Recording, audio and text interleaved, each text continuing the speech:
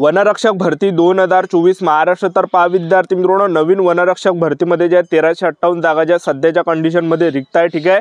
आणि माहितीच्या अधिकारानुसार ज्या जागा त्यामध्ये किती जागा रिक्त आहे याबद्दल जे हे जे पाठवलं होतं तर त्याचं जे विद्यार्थी मित्रांनो आलेलं आहे, तर टोटल 1358 जागा ज्या रिक्त आणि जिल्ह्यानुसार जे विद्यार्थी मित्रांनो कोणकोणत्या जिल्ह्यामध्ये किती जागा रिक्त आहे, चंद्रपूरमध्ये किती जिल्हा आहे, गडचिरोली जिल्ह्यामध्ये किती जागा रिक्त आहे, त्याचबरोबर अमरावती वनविस्तारमध्ये किती जागा रिक्त आहे, नागपूर वनविस्तारमध्ये किती जागा रिक्त आहे, यवतमाळ वनविस्तारमध्ये किती जागा रिक्त आहे, जेवढं पण महाराष्ट्रातील ज्या पण ठिकाणी वनविस्तार आहे तर त्या ठिकाणी किती जागा रिक्त आहे हेच तुम्हाला आजच्या व्हिडिओच्या माध्यमातून दाखवणार आहे। आणि वनरक्षकची नवीन भरती कोणत्या महिन्यापर्यंत जे विद्यार्थी मित्रांनो हे निघणार आहे, त्याचबरोबर ज्या किती जागांसाठी ही भरती निघणार आहे तर हे सुद्धा तुम्हाला या व्हिडिओच्या माध्यमातून सांगणार आहे। आणि वनरक्षक भरतीसाठी जे विद्यार्थी मित्रांनो महाराष्ट्रातील तुम्ही कोणत्याही जिल्ह्यातले असाल तर मुलं मुली फॉर्म भरू शकतात।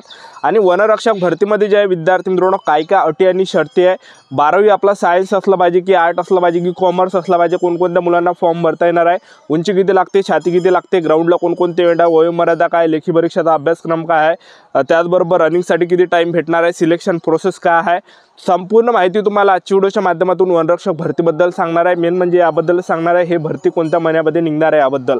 आजचा व्हिडिओ खूप महत्त्वाचा होणार आहे, व्हिडिओ शेवटपर्यंत बघा आणि व्हिडिओला आताच लाईक करा। नमस्कार विद्यार्थी मित्रांनो, नोकरी लाईन मराठी यूट्यूब चॅनलवर मी गोपाल खळे तुमचं सर्वांचं सहर्ष स्वागत करतो। तर मित्रांनो, व्हिडिओचा थंबनेल बघून तुमच्या लक्षात आलं असेल की आपला व्हिडिओ कोणत्या टॉपिकवर होणार आहे। व्हिडिओ सुरू करण्याच्या आधी आपल्या यूट्यूब चॅनलला सबस्क्राईब करा, जेणेकरून प्रत्येक भरतीची अपडेट तुमच्यापर्यंत सर्वात आधी पोहोचेल। जास्त करून वनरक्षक भरतीच्या रिलेटेड जास्त व्हिडिओ आपल्या चॅनलवर अपलोड करत असतो आणि 10वी आणि 12वी पास भरतीच्या रिलेटेड जास्त व्हिडिओ आपल्या चॅनलवर अपलोड करत असतो। प्रधान मुख्य वन संरक्षक महाराष्ट्र राज्यांच्या कार्यालयातून जे विद्यार्थी मित्रांनो हे पत्रक आलेलं आहे, यामध्ये तुम्ही विषय बघू शकता। डिसेंबर 2024 पर्यंत ठाणे, नागपूर, कोल्हापूर वनविस्तारमध्ये वनरक्षक गट क किती जागा रिक्त आहे, वन वृत्त वाईज माहिती द्यावे असं ज्या माहितीच्या अधिकारामध्ये जे पाठवलं होतं तर त्याचा जे विद्यार्थी मित्रांनो हा रिप्लाय या ठिकाणी आलेला आहे, ठीक आहे। तर कोणकोणत्या वनवृत्तारमध्ये किती जागा रिक्त आहे तर ते तुम्हाला दाखवून देतो। तर चंद्रपूर वनवृत्तारमध्ये टोटल 45 जागा रिक्त आहे, त्याचबरोबर जे गडचिरोली वनवृत्तारमध्ये 217 जागा रिक्त आहे, नागपूर वनवृत्तारमध्ये 87 जागा रिक्त आहे, त्याचबरोबर अमरावती वनवृत्तारमध्ये 267 जागा रिक्त आहे, त्याचबरोबर यवतमाळ वनवृत्तारमध्ये 68 जागा रिक्त आहे, त्याचबरोबर प्रमुख वंश वनवृत्तारमध्ये 68 जागा एक जागा रिक्त आहे, त्याचबरोबर पुणे वनवृत्तारमध्ये 16 जागा रिक्त आहे, त्याचबरोबर धुळे वनवृत्तारमध्ये 218 जागा रिक्त आहे, त्याचबरोबर नाशिक वनवृत्तामध्ये 68 जागा रिक्त आहे, त्याचबरोबर जे छत्रपती संभाजी महाराज नगर वनवृत्तारमध्ये 50 जागा रिक्त आहे, त्याचबरोबर ठाणे वनवृत्तारमध्ये 291 जागा रिक्त आहे, त्याचबरोबर कोल्हापूर वनवृत्तारमध्ये 29 जागा रिक्त आहे, ठीक आहे। आणि टोटल आताच्या कंडिशनला जर पाहिलं आपण तर 1358 जागा ज्या विद्यार्थी मित्रांनो वनरक्षकमध्ये जे रिक्त आहे, ठीक आहे। आणि जोपर्यंत हे जाहिरात येत नाही तोपर्यंत त्यामध्ये जागा ज्या विद्यार्थी मित्रांनो खाली होणार आहे तेवढं त्यामध्ये जागा आणखीन रिक्त होणार आहे आणि वाढणार आहे। आणि जागांचा जर विचार केला आपण हे येणाऱ्या दिवसामध्ये किती जागांसाठी भरती निघणार आहे, एक तर 1300+ जागांसाठी भरती निघू शकते किंवा 1400+ जागांसाठी भरती निघू शकते किंवा 1500+ जागांसाठी भरती निघू शकते किंवा 1600+ जागांसाठी भरती हे निघू शकते, ठीक आहे। तर हे भरती कोणत्या महिन्यामध्ये निघणार आहे हे तुम्हाला या ठिकाणी स्पष्ट सांगून देतो। तर 5 जानेवारी ते फेब्रुवारी महिन्यापर्यंत जे विद्यार्थी मित्रांनो हे भरती तुम्हाला पाहायला भेटणार आहे। जानेवारी ते फेब्रुवारी महिन्यामध्ये जे हे वनरक्षकची नवीन भरती निघणार आहे, मध्ये जे विद्यार्थी मित्रांनो वनरक्षक भरती जे हे एक तर जानेवारीच्या एंडिंगला सुद्धा निघू शकते किंवा मग फेब्रुवारी महिन्यापर्यंत सुद्धा तुम्हाला हे भरती पाहायला भेटणार आहे, ठीक आहे।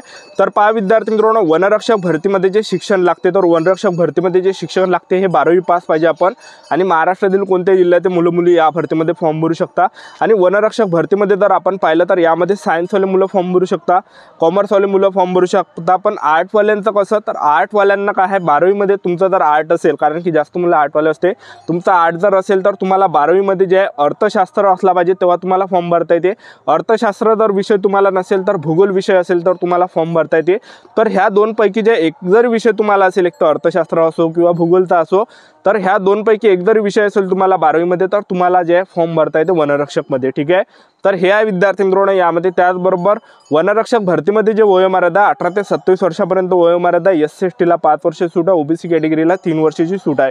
फीचा जर विचार केला तर खुला प्रवर्गासाठी 1000 रुपये फी असते, मागासवर्गीयांसाठी 900 रुपये फी असते, ठीक आहे। आणि आपण सिलेक्शन प्रोसेसचं जर पाहिलं वनरक्षक भरतीमध्ये तर सर्वात पहिल्या टप्प्यामध्ये तुमची लेखी परीक्षा होते, दुसऱ्या टप्प्यामध्ये तुमचं ग्राउंड, तिसऱ्या टप्प्यामध्ये डॉक्युमेंट व्हेरिफिकेशन, मेडिकल अशी संपूर्ण सिलेक्शन प्रोसेस आहे। सर्वात अगोदर तुमचं वनरक्षक भरतीमध्ये काय होणार आहे, लेखी परीक्षा होणार आणि लेखी परीक्षा जे आहे सोपीच असते पेपर, गणिताचे प्रश्न परीक्षेला विचारले जात नाही लक्षात ठेवा, आणि पासिंगचं सुद्धा खूप कमी आहे, म्हणजे आपल्याला 54 मार्क असेल तर आपण पास होतो 120 पैकी, ठीक आहे।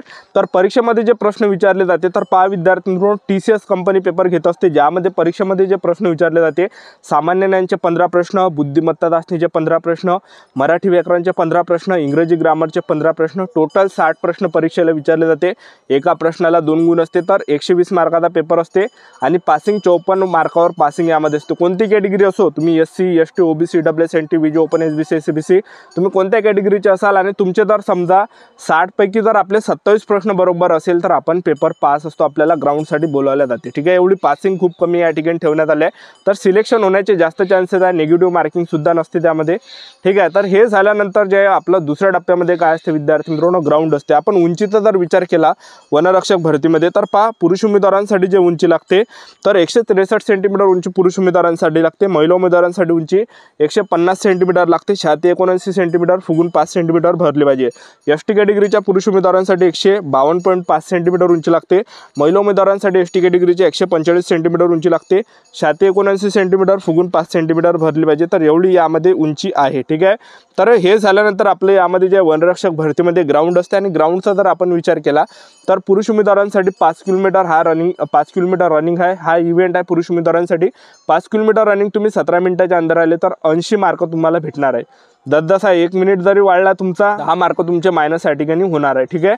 अशा प्रकारे हे ग्राउंड आहे आणि महिला उमेदवारांसाठी 3 किलोमीटर रनिंग आहे, 12 मिनिटाच्या अंदर आले तुम्हाला तर 80 मार्क्स भेटते पैकीच्या पैकी। तर असे 200 पैकी जे फिजिक्स 200 मार्काचा हे मेरिट बनत असते, 120 मार्काचा पेपर आणि 80 मार्काचा ग्राउंड आहे, 200 पैकी जे मेरिट लागत असते कॅटेगरीनुसार, ठीक आहे।